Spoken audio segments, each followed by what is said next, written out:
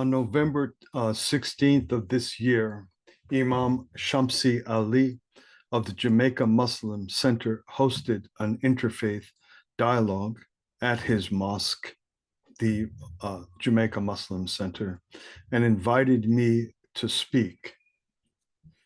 I posted about that with a picture of the beautiful mosque. And under that post, a great many friends wished me well and asked me for ways that they could see my presentation or made me promise to send the presentation after the event was over. I promised that I would find the video and send that to them, and that I would find a link of how they could watch it. Unfortunately, here's the event. There were three of us, the Imam himself at his own mosque, the Rabbi Shlomo Nisanov, who spoke brilliantly, excellently, very, very fine figure as a rabbi, and I spoke. There were just three of us.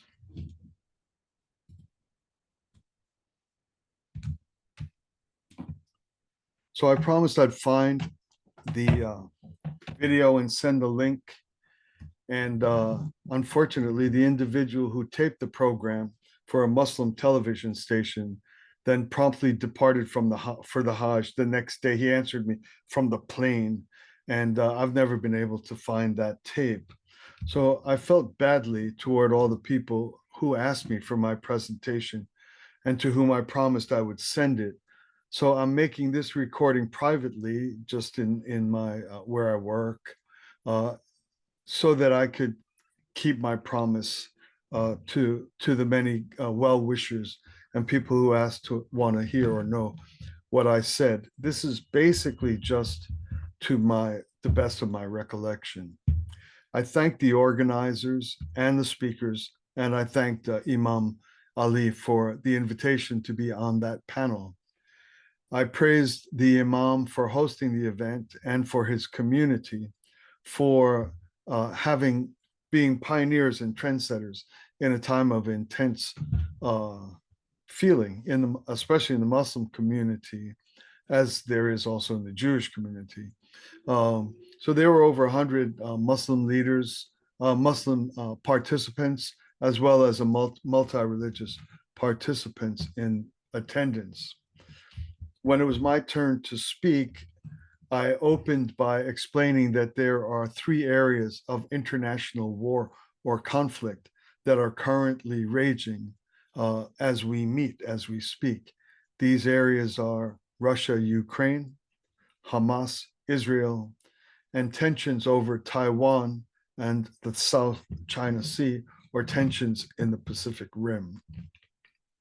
I explained that each of these three are different.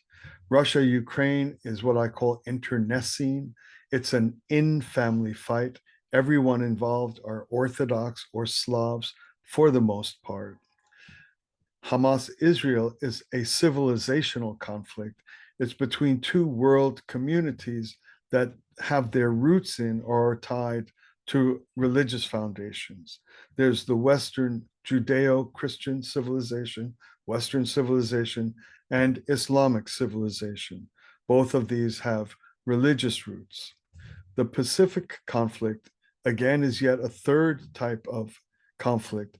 It's between two cultures, namely Asian culture and Western culture, radically different already before anything further is considered. And then additionally, it's a conflict between a religious culture, namely the United States or Western civilization, or I would say Western civilization, and atheist Marxist culture character,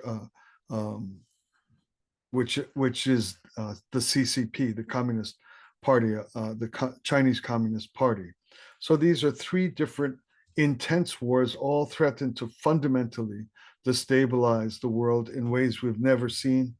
And all of them are distinctly different. One internecine, one with civilizations with religious roots, one entirely East-West, plus atheist versus a religious-based culture. I suggested that this level of intensity and war and conflict is greater than any of us have ever lived through in our lifetime. There are too many polls. There are billions of dollars pouring into or tied into each of these conflicts.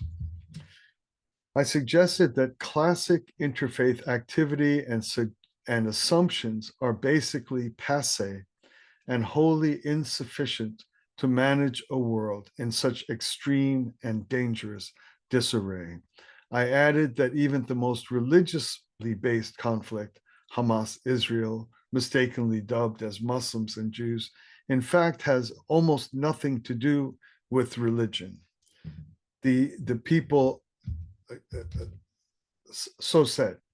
I suggested that gathering in classical forms of interfaith meetings, promoting harmony to say how much we like each other or how much our religions are similar or we all believe the same things, love God, love one another, or to brag about having Jews or Muslims in our homes on our holidays is no longer adequate to meet troubles of this intensity in the world today, regardless of how genuinely wonderful such meetings and speeches are and necessary.